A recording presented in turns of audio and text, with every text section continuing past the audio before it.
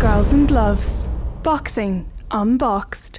Hello and welcome to Girls and Gloves, a female boxing news website based in the northeast of England. I'm Georgia Taggart. And I'm Gemma Thompson.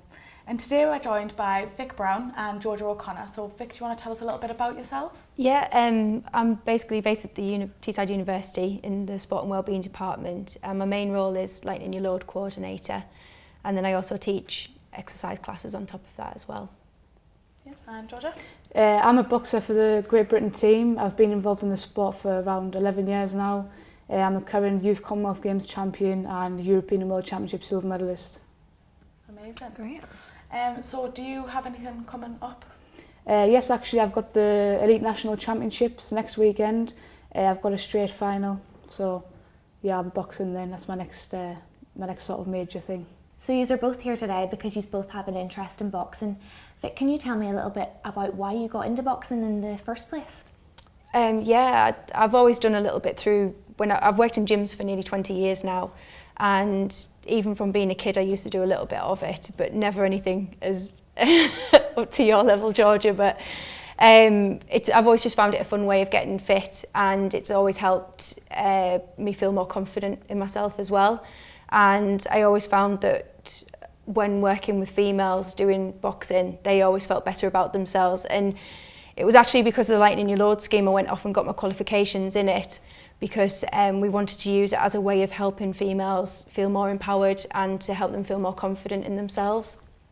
So we have been running classes on and off within the university for not just females but for males as well. So we've done male only boxing sessions, and we've also done female ones too, to try and help them just get involved in fitness and just to help them feel better and more confident in themselves.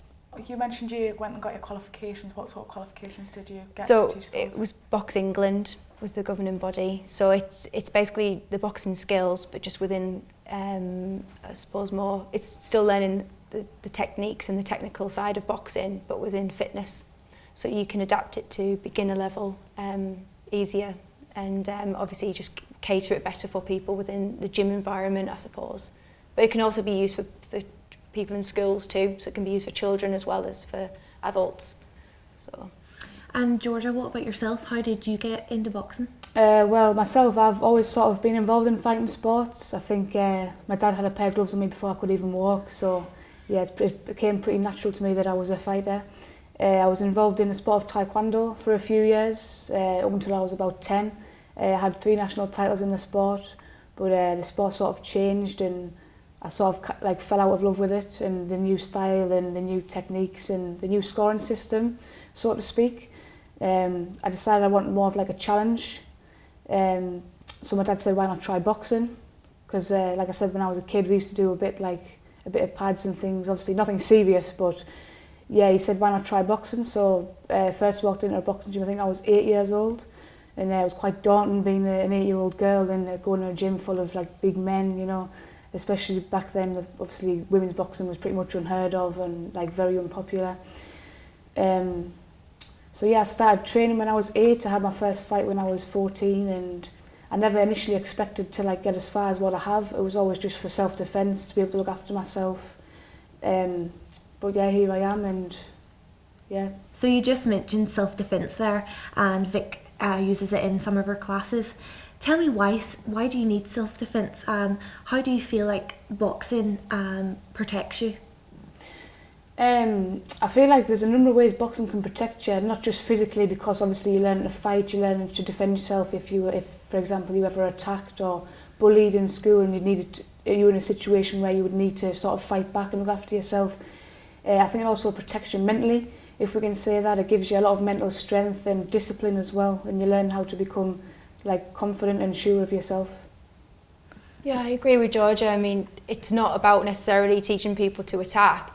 It's just giving them the confidence to know they can handle the situation. So when you know you've got that physical ability where you could actually physically hurt somebody and you know how to handle it, then it can actually help you to talk yourself out of the situation and calm the situation down, because you are able to stay a lot calmer, which can actually come across quite intimidating to somebody who's actually trying to pick a fight, because they will click on that you actually know that you are not scared and that you can handle yourself. So it will get them to back down rather than get yourself into some sort of sticky situation that you don't really want to be in. So yeah, like I said, I agree with everything George just said.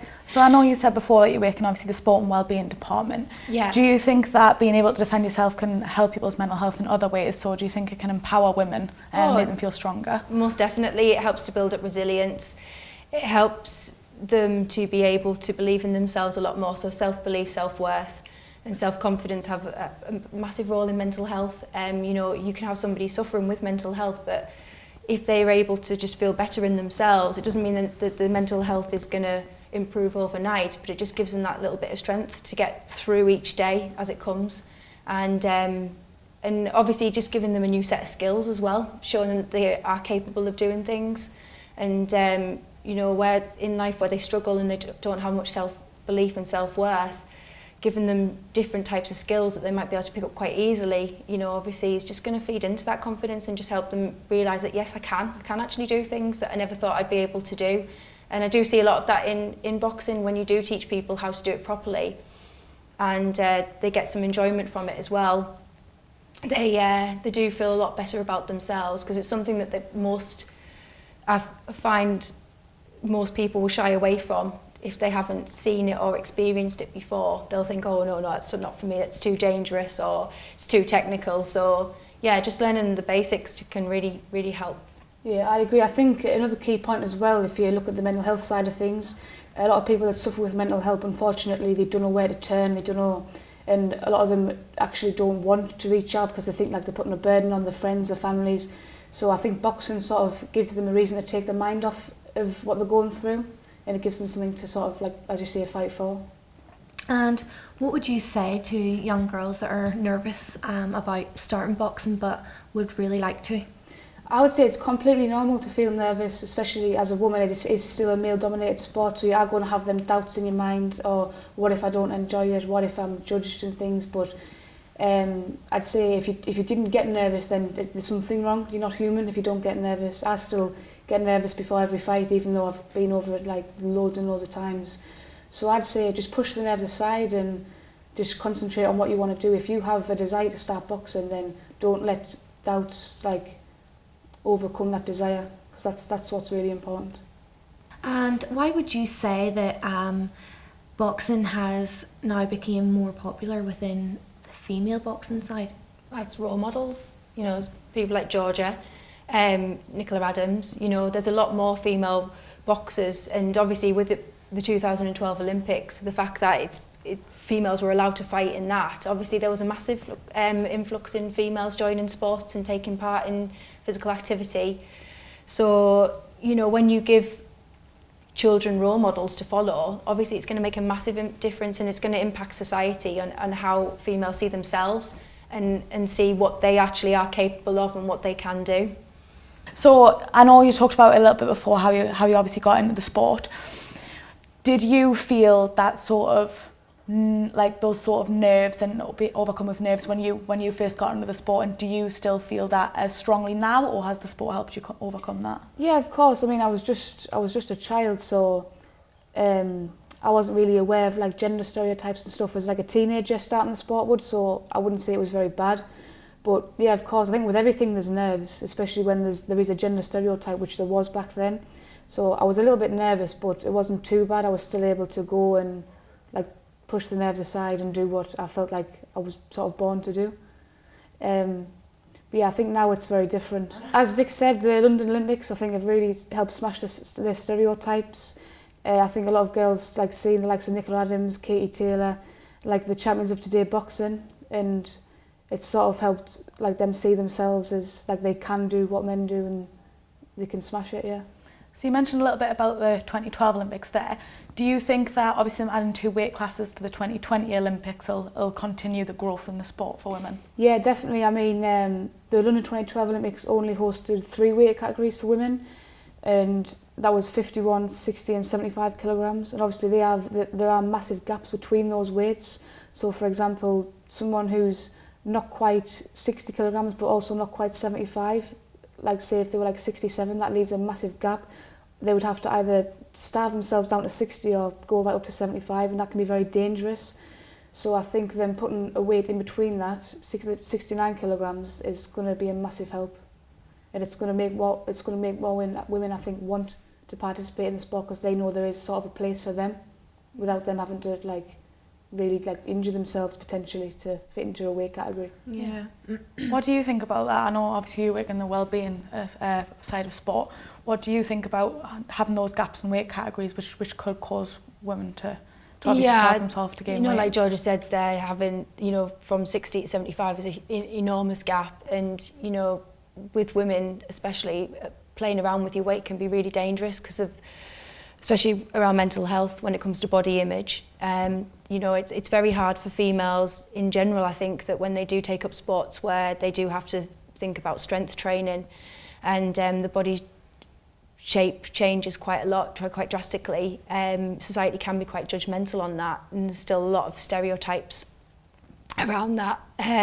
But also just from a health point of view, they should make sure that they're following very, very sensible guidelines given by nutritionists and specialists in order to make sure that they stay healthy and they're still eating enough and making sure that they're keeping their bodies right.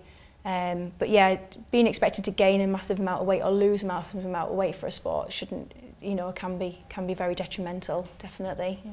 So obviously I know you've boxed for Team JB. What sort of support did you receive from obviously the coaches and the nutritionists to help you maintain weight and get to where you needed to be for competitions? I'm very grateful for the support I receive at the GB Boxing set up in Sheffield in the Institute of Sport. I think as a boxing nation we are very lucky to have the support we do. I mean, we have psychologists, as Vic said, with the mental health. It's really important in sport for us to make sure we're mentally healthy as well as physically fit and healthy to fight. We have nutritionists obviously to help with the weight and things, and then we've got things like performance analysts. So there are a lot of things and a lot of resources we can use, people we can go to help us as people, but not just as boxers. So yeah, there's a lot of support involved with it too. And you box for Birtley Boxing Club. Do you feel like your coach doesn't make you feel any different, females and males? Yeah, of course. No, he treats us all the same. So obviously with the GB programme treating us equally too, I've got my club coach who just treats us all as equals, so that's really good for me, I think, and for other women and men as well.